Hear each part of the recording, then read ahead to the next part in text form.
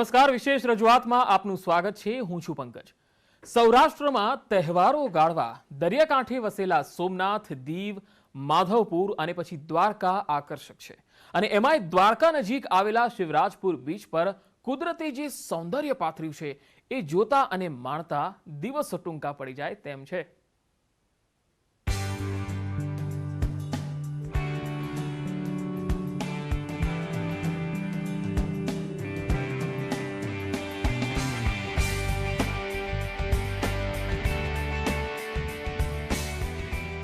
જગત મંદિર દ્વારકાધીશ.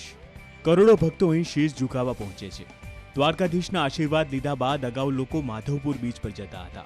જો કે હવે દ્વારકાથી માત્ર 12 કિલોમીટરના અંતર પર જ શિવરાજપુર બીચ લોકપ્રિય ડેસ્ટિનેશન બન્યું છે.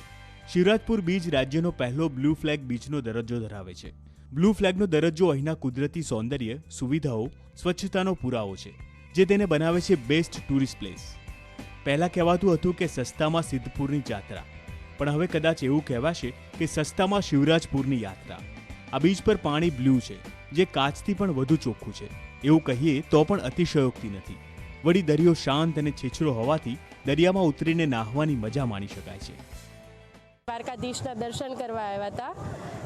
ત્યાંથી અમને શિવરાજપુરની માહિતી મળી એટલે અમે અહીંયાનો બીચ જોવા આવ્યા છે, જે બીજા બધા બીચની કમ્પેરિઝનમાં બહુ જ સારો છે અને એકદમ ક્લીન છે. અમે અહીંયા બહુ જ એન્જોય કરીએ છીએ.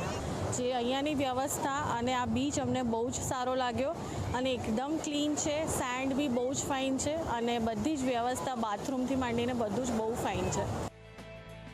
નાહવા ઉપરાંત અહીં લોકો વિવિધ રાઇડની મજા પણ માણી શકે છે. નૌકા વિહાર પણ કરી શકે છે. આજકાલ માત્ર સૌરાષ્ટ્ર જ નહીં, દેશ વિદેશથી લોકો પરિવાર સાથે શિવરાજપુર બીચમાં મજા માણવા પહોંચે છે. ખાસ વાત તો એ છે કે મધ્યમ વર્ગના પ્રવાસીઓ જ્યારે ગોવા, આંદમાન નિકોબાર જેવા સ્થળો પર જઈ શકતા ન હોય, બજેટ અને સમયની મારામારી હોય, ત્યારે શિવરાજપુર બીચ એક ઉમદા વિકલ્પ છે.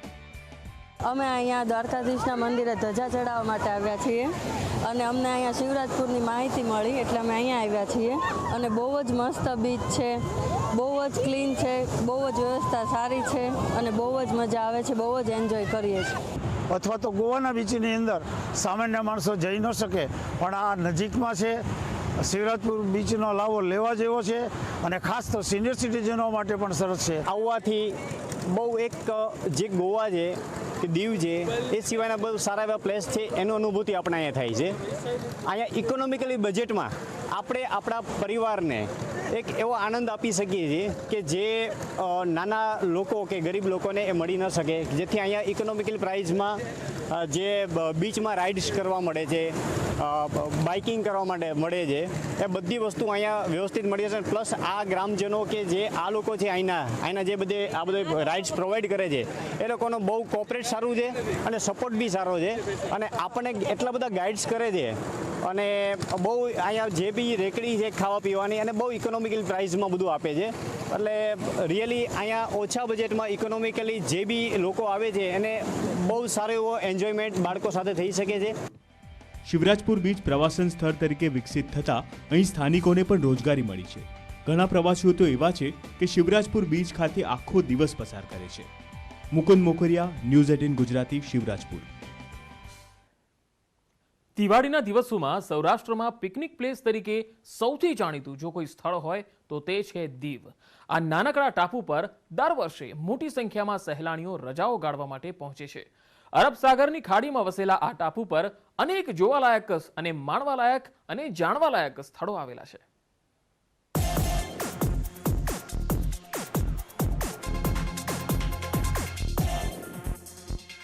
દીવ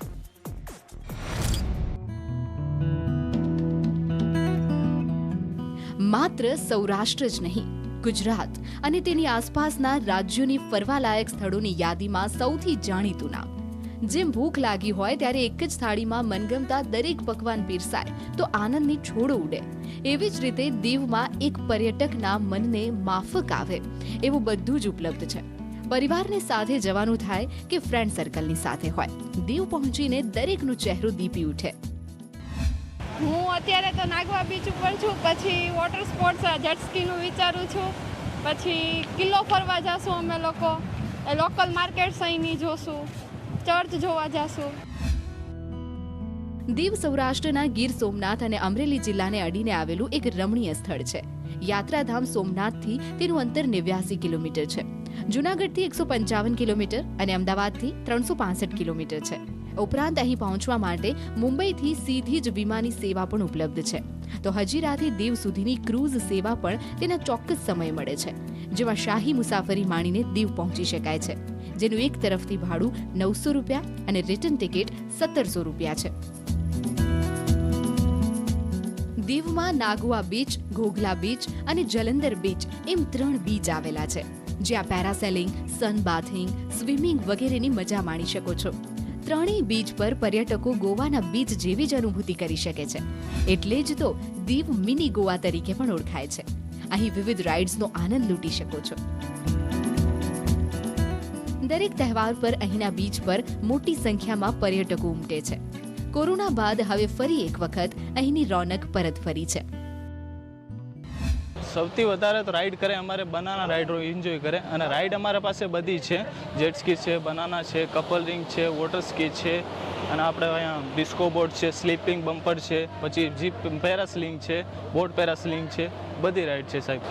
આ વર્ષે રોજગારી મળશે. પહેલાં છેલ્લા 2 વર્ષથી બંધ હતો અમારો વોટર સ્પોર્ટ્સ, આ વખતે ચાલુ થયો. અમને બહુ સારું લાગી રહ્યું છે. અને અમારે અહીંયા પહેલાં હતા અહીંયા માણસો કામ કરતા હતા, 30 થી 35 માણસો. અમે કંઈ કામ નહોતા કરતા, પછી 2 વર્ષથી બંધ હતો એટલે અત્યારે ચાલુ થઈ ગયો, તો અમને પણ ખાવા પીવાનું બધું મળે છે. पिछले 2 साल का पूछो तो बहुत हालत ख़राब थी, वो तो सभी को पता है. और आज दिवाली का त्यौहार है तो काफ़ी अच्छा भीड़ भाड़ का माहौल है और अच्छा बिजनेस होने की हम लोग उम्मीद करते हैं. આ ઉપરાંત દીવમાં જોવાલાયક અનેક સ્થળો છે, જેમાં ગંગેશ્વર મંદિર, સી શેલ મ્યુઝિયમ અને ખુખરી મેમોરિયલ ખાસ છે. દીવના નાગુઆ બીચ પાસે બનેલા સી શેલ મ્યુઝિયમમાં તમે જાત જાતના શંખ છીપ જોઈ શકો છો. આમ તો આ વિશ્વનું પહેલું એવું મ્યુઝિયમ ગણાય છે જ્યાં સમુદ્રમાં મળી આવતા શંખ અને છીપલાને મેગ્નિફાઇંગ ગ્લાસ નીચે રાખવામાં આવ્યા છે. દીવ જઈએ ત્યારે દીવનો કિલ્લો અને પાણી કોઠા જોવાનું ચૂકવું ના જોઈએ. પાણી કોઠા સમુદ્રની વચ્ચે બનેલો એક નાનકડો કિલ્લો છે. અહીં જવા માટે ટુરિસ્ટ બોટ ઉપલબ્ધ છે અને રાતના સમયે તેના પર દેખાતી સ્પેશિયલ લાઇટ ઇફેક્ટ્સ તમને મંત્રમુગ્ધ કરી મૂકશે.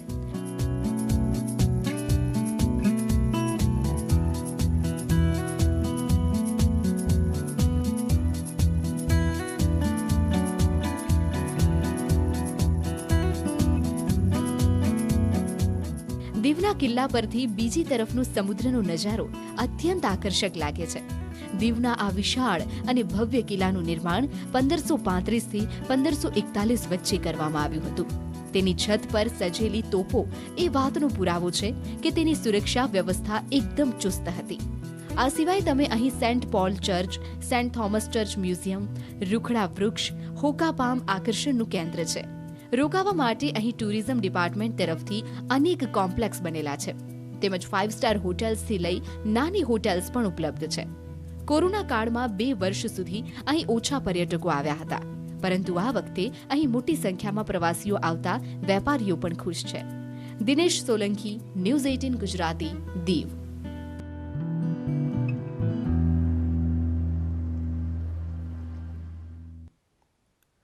સ્ટેચ્યુ ઓફ યુનિટી બન્યું છે પ્રવાસીઓ માટે સૌથી ફેવરિટ સ્થળ. દિવાળીના તહેવારમાં કેવડિયા થઈ રહ્યું છે હાઉસફુલ. સ્ટેચ્યુ ઓફ યુનિટી કોઈ અજાયબીથી ઓછું નથી. અહીં વ્યુઇંગ ગેલેરીમાં બેસીને જે નજારો જોવા મળે છે એ કદાચ ભારતના કોઈ સ્થળે જોવા નહીં મળે. તમે પણ જો સ્ટેચ્યુ ઓફ યુનિટી ફરવા જવા માટેનું વિચારી રહ્યા હોય તો પહેલા એ જાણી લો કે અહીંના આસપાસમાં કયા ફરવાના અન્ય સ્થળો પણ આવેલા છે.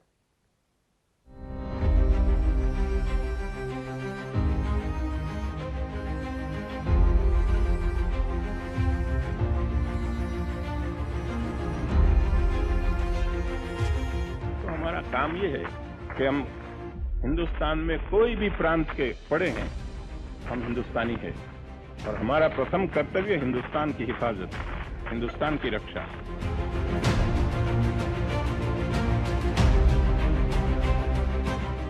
सरदार साहब ने अंग्रेजों के सारे सपनों को धूल में मिला दिया था, चूर चूर कर दिया था. अपनी दूरदृष्टि के द्वारा, अपनी कूटनीतिक सामर्थ्य के द्वारा, अपनी राष्ट्रभक्ति के द्वारा. अपने लोखंडी मनोबल के द्वारा 550 से भी अधिक रियासतों को एक सूत्र में बांध दिया।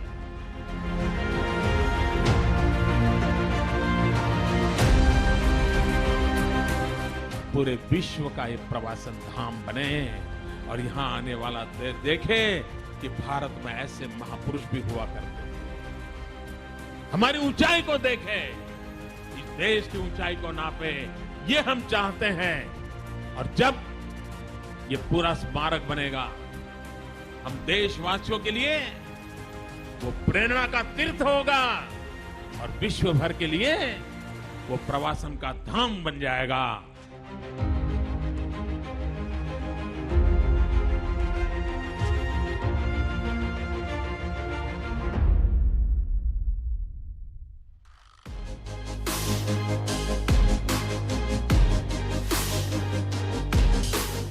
પ્રધાનમંત્રી નરેન્દ્ર મોદીએ કેવડિયામાં વિશ્વની સૌથી ઊંચી સરદાર પટેલની પ્રતિમા સ્ટેચ્યુ ઓફ યુનિટીનું લોકાર્પણ કર્યું. ત્યારથી અત્યાર સુધી દેશ વિદેશના હજારો પ્રવાસીઓ સ્ટેચ્યુ ઓફ યુનિટીની મુલાકાતે આવી ચૂક્યા છે. સ્ટેચ્યુ ઓફ યુનિટી બન્યા બાદ નર્મદા જિલ્લાનું કેવડિયા પ્રવાસીઓ માટે ફેવરેટ બન્યું છે. કેવડિયામાં છેલ્લા 3 વર્ષમાં 50 લાખથી વધુ પ્રવાસીઓ આવી રહ્યા છે.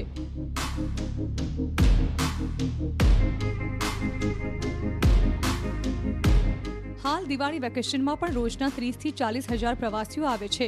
કેન્દ્ર અને રાજ્ય સરકાર આ પ્રવાસન ધામ તરીકે વિકસાવવામાં આવી રહ્યું છે, જેના અંતર્ગત અલગ અલગ પ્રોજેક્ટ્સ અને આકર્ષણો શરૂ કરવામાં આવ્યા છે. એટલે પ્રવાસીઓ અહીં જ્યારે આવે તેમને કંઈક નવું જોવા મળે છે. નર્મદાના કેવડિયા કોલોની ખાતે સ્ટેચ્યુ ઓફ યુનિટી બન્યા બાદ પ્રવાસીઓ માટે હોટ ફેવરેટ બન્યું છે. હાલ દિવાળીની વેકેશન ચાલી રહ્યું છે, ત્યારે અહીં લાખોની સંખ્યામાં પ્રવાસીઓ ઉમટી રહ્યા છે. ત્યારે જે 17 જેટલા જે પ્રોજેક્ટો છે, પ્રોજેક્ટો સહિત અન્ય ટેન્ટ સિટી હોટલો તમામે તમામ બુક થઈ ચૂકી છે. ત્યારે આવો આપણે જોઈએ શું છે સ્ટેચ્યુ ઓફ યુનિટીનો ઇતિહાસ અને કઈ રીતે અહીં આગળ આવતા થયા પ્રવાસીઓ.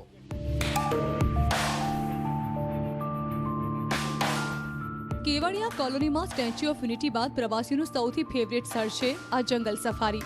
બસ પ્રાણીઓને તમારી વચ્ચે અહીં રહે છે આ કાચ જેટલું અંતર. આટલી નજીકથી તમે પ્રાણીઓ નિહાળી શકો છો.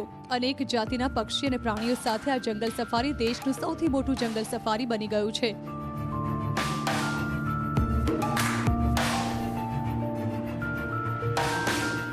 જ્યાં પ્રવાસીઓ દેશના જ નહીં વિદેશના પ્રાણી પંખીઓને નજીકથી નિહાળી શકો છો. સ્ટેચ્યુ ઓફ યુનિટી પાસે આવેલા જંગલ સફારીનો વિસ્તાર 375 એકરમાં પથરાયેલો છે, જેમાં પ્રવાસીઓ સિંહ, વાઘ, દીપડા, બંગાળ ટાઈગર, ભારતના અલગ અલગ રાજ્યોના પ્રાણીઓ સહિત જીરાફ, કાંગારૂ જેવા વિદેશી પ્રાણીઓને નજીકથી જોઈ શકાય છે.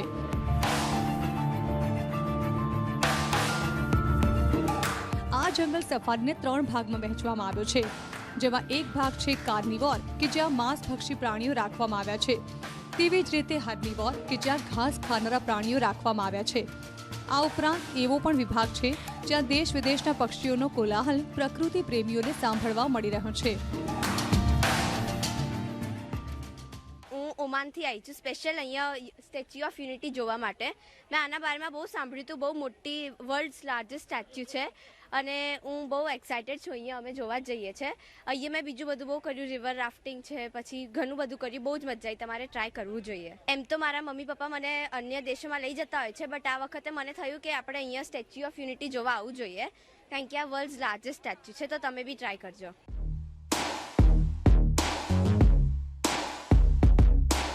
પ્રધાનમંત્રી નરેન્દ્ર મોદીનો ડ્રીમ પ્રોજેક્ટ સ્ટેચ્યુ ઓફ યુનિટીમાં દર વર્ષે અવનવા આકર્ષણ ઉમેરાઈ રહ્યા છે, જેમાં 2019માં નર્મદા નદીમાં તૈયાર થયેલ રિવર રાફ્ટિંગ પ્રોજેક્ટ, નર્મદાના ખલાવાણી ખાતે ગુજરાતનું પ્રથમ 5 કિલોમીટર લાંબા રિવર રાફ્ટિંગનું તત્કાલીન મુખ્યમંત્રી વિજય રૂપાણીએ લોકાર્પણ કર્યું હતું, જેને લઈને કેવડિયા કોલોની, નર્મદા ડેમ જોવા આવનારા લોકો તેમજ સ્ટેચ્યુ ઓફ યુનિટી આવનારા સહેલાણીઓ એડવેન્ચર રાઇડ એટલે કે રિવર રાફ્ટિંગની મજા માણી રહ્યા છે. એટલે તમે ઉત્તરાખંડમાં જેમ રિવર રાફ્ટિંગની મજા માણો છો તેવી જ મજા અહીં પણ માણી શકો છો. નર્મદા ડેમની નજીક આ સ્થળ આવેલું છે. સરદાર સરોવરમાંથી પાણી છોડવામાં આવે છે. એ પ્રવાહ રિવર રાફ્ટિંગનું કારણ બને છે. આ પ્લેસને જોવા માટે ગુજરાત સિવાય ભારત અને ભારત સિવાય વિદેશી પ્રવાસીઓ પણ આવે છે. કોરોનાના પ્રિકોશન બહુ સારા છે, પબ્લિક માટે સેફટી બી છે અને બાળકોને પણ બહુ મજા આવે છે, વડીલોને પણ મજા આવે એવું છે અને પ્રાકૃતિક સૌંદર્ય મસ્ત છે, સાયકલિંગ આ તે બધી એક્ટિવિટી બહુ બધી. દિવાળી વેકેશનમાં મોસ્ટલી આપણે 3 to 4 ડેઝનો ટાઈમ હોય છે અને અહીંયા એ બધી એક્ટિવિટી એટલી બધી છે કે 3 to 4 ડેઝ તો આરામથી આપણે સ્પેન્ડ થઈ જાય અને સાથે સાથે નેચરલ બ્યુટી બી મળશે ને વેધર પણ અત્યારે બહુ મસ્ત હોય છે.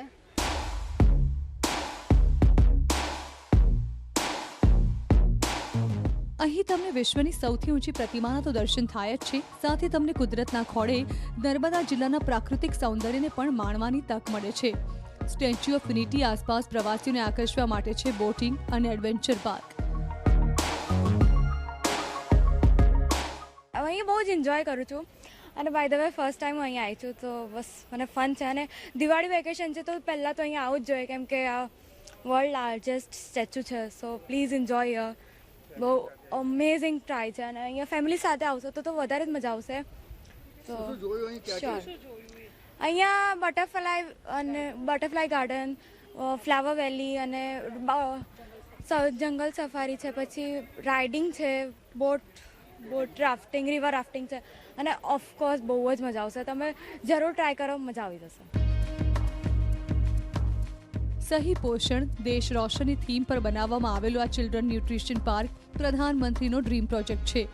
બાળકો આજે જંક ફૂડને કારણે પોષણક્ષમ આહાર નથી લેતા, જેથી તેના ફાયદા સાથે 5 સ્ટેન્ડ બનાવી નેનો ટ્રેન દ્વારા બાળકોને શિક્ષણની સાથે રમતગમત અને ગેમ ઝોન બનાવવામાં આવ્યું છે.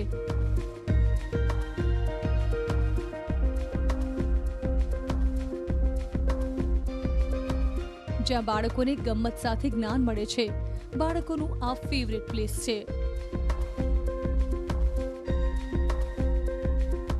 રાજકોટથી અમે આવેલા છીએ અને ખાસ કરીને દિવાળીના વેકેશનમાં જનરલી પબ્લિક આપને બધા ફોરેન ટ્રીપ કરતા હોય છે, પણ એક આપનું statue of unity, tallest statue in the world, ખૂબ સારી ફેસિલિટી છે. બાળકો, વડીલો બધા માટે ફેસિલિટી સારી છે, બધા એન્જોય કરી શકે એવી ફેસિલિટી છે અને ખાસ કરીને કોવિડની મહામારી જે હતી 2 વર્ષથી આપણે બધા બહાર નથી નીકળી શકેલા, તો અત્યારે જસ્ટ હમણાં જ ખુલેલું છે તો આપના માટે ખૂબ સારો ઓપ્શન છે અને ગુજરાતમાં એક સારી ટુરિસ્ટ માટેનો ઓપ્શન છે સ્ટેચ્યુ.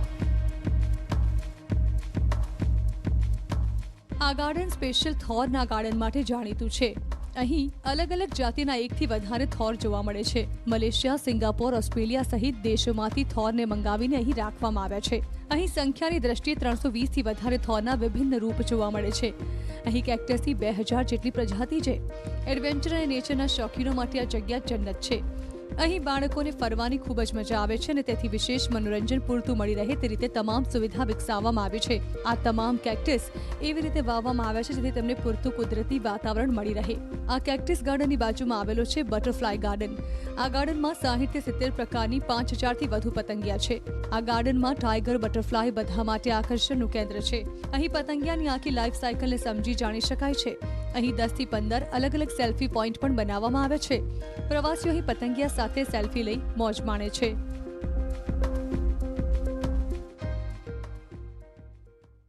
અમે અત્યારે દિવાળીના માહોલમાં વેકેશનમાં અમે સ્ટેચ્યુ ઓફ યુનિટી ફરવા આવ્યા છીએ. અમે દર વખતે અમે બારે ફરવા જઈએ છીએ, પણ અમને આ વખતે સ્ટેચ્યુ ઓફ યુનિટી અમે ફરવા આવ્યા છીએ અને બહુ મજા આવે છે. નાના છોકરાઓ પણ અમારી સાથે છે. બહુ મજા આવે છે અમને લોકોને ફરવાની. અહીં આખો દિવસ ઓછો પડે તેટલા આકર્ષણો છે. તમે અહીં ક્રૂઝ બોટની પણ મજા લઈ શકો છો. સાથે છે આરોગ્યવન અને આ ફ્લાયઓવર વેલી, જ્યાં અવનવા ફૂલો તમારું મન મોહી લેશે. આ વર્ષના દિવાળી વેકેશનમાં સ્ટેચ્યુ ઓફ યુનિટી પર આવતા પ્રવાસીઓ માટે ખાસ સ્ટેચ્યુ પાસે મૂકેલી ઈ રિક્ષા, ઈ કાર, ભૂલ ભુલૈયા જેવા નવા પ્રોજેક્ટ્સ પણ પ્રવાસીઓના આકર્ષણનું કેન્દ્ર રહેશે.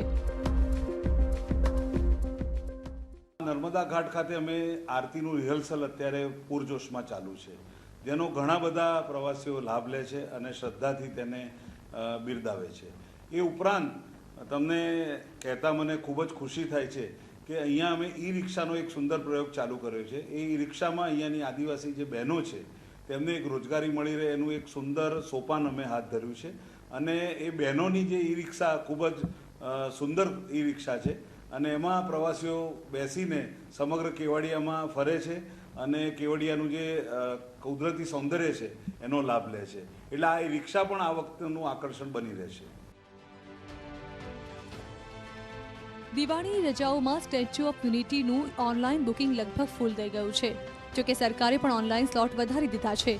સાથે સ્ટેચ્યુ ઓફ યુનિટી આવનારા પ્રવાસીઓને રહેવા માટે બનાવવામાં આવેલા ટેન્ટ સિટી અને હોટલમાં પણ પ્રવાસીઓનું બુકિંગ માટે ધસારો છે. ત્યારે કોરોના મહામારી બાદ પ્રથમ વખત આ વર્ષે પ્રવાસીઓ દિવાળી વેકેશન નર્મદામાં મનાવશે.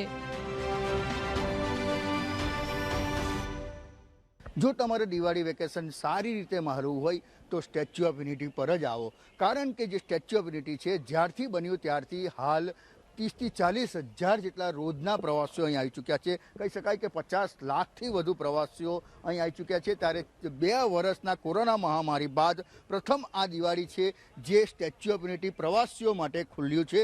ત્યારે અહીં જે રોજના 30 થી 40 હજાર જેટલા પ્રવાસીઓ દરરોજ આવી રહ્યા છે. કહી શકાય કે જે દિવાળી વેકેશન છે આમ તો અન્ય રાજ્યો અને દેશોમાં લોકો ફરવા જતા હોય છે, પરંતુ હવે કેવડિયા ખાતે જ્યારથી સ્ટેચ્યુ ઓફ યુનિટી બન્યું છે ત્યારથી પ્રવાસીઓ માટે હોટ ફેવરિટ બની ચૂક્યું છે. દીપક પટેલ, ન્યૂઝ 18 ગુજરાતી.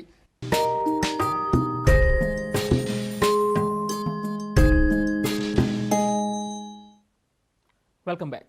ગુજરાતમાં એવા કેટલાય કિલ્લા આવેલા છે જે હરવા ફરવા માટે ઉત્તમ છે, જે સ્થાપત્ય કળા અને ઐતિહાસિક ધરોહરને પ્રતિબિંબિત કરે છે.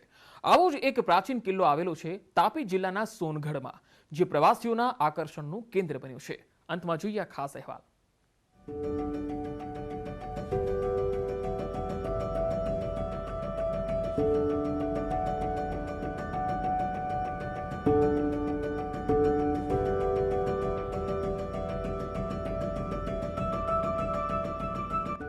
તાપીના સોનગઢમાં કિલ્લામાં ધબકે છે ગુજરાતનો ઇતિહાસ. સોનગઢનો કિલ્લો ગુજરાતના તાપી જિલ્લામાં આવેલો ગાયકવાડી કિલ્લો છે. આ કિલ્લો સુરત ધુલિયા માર્ગની બાજુ પર આવેલ ઊંચી ટેકરી પર સોનગઢમાં બાંધવામાં આવેલો પ્રાચીન કિલ્લો છે. ઈસવીસન 1729 થી 1766 દરમિયાન પીલાજીરાવ ગાયકવાડના શાસનકાળમાં કિલ્લો બાંધવામાં આવ્યો હતો, જે ઈસવીસન 1729 થી ગાયકવાડોનું મુખ્ય થાણું હતું. આ કિલ્લાની ટોચ પરથી તમને નયનરમ્ય વનરાજીની ઝાંખી થાય છે. આ કિલ્લો આદિવાસીઓ માટે પણ છે આસ્થાનું કેન્દ્ર. આ કિલ્લા પર મહાકાળી માતાજીનું મંદિર તેમજ દરગાહ આવેલી છે.